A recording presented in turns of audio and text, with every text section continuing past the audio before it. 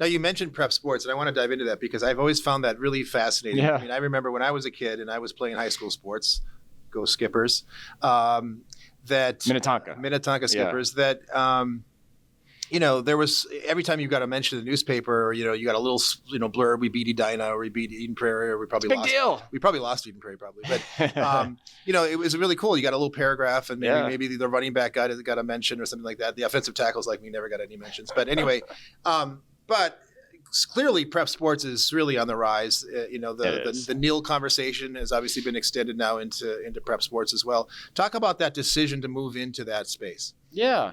Well, it's interesting. You're right. All the trend lines you mentioned are there. High school sports is rising across the country. In Minnesota in particular, there's just some fanatic families about high school sports. I think the core insight is essentially that if your family and kid are in the newspaper because of what they've done and the way you described, then you're more likely to want to subscribe to that newspaper. Sure.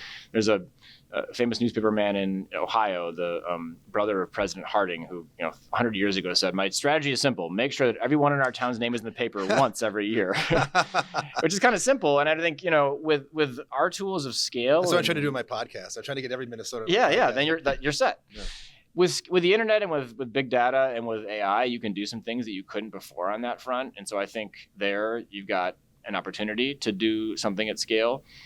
It's also just intensely local. I think for the Strib, we don't have a bureau in the Middle East. We're not trying to report on national news. We're trying to be what we are, which is a Minnesota-focused publication. And there's far fewer things that are more local than high school sports. So it's an opportunity for us.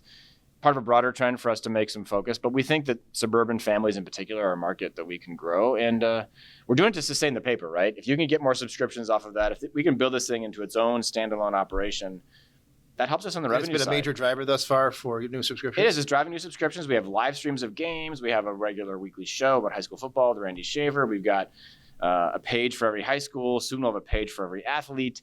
So, really? Yeah, we want to be sort of a one-stop shop for high school sports.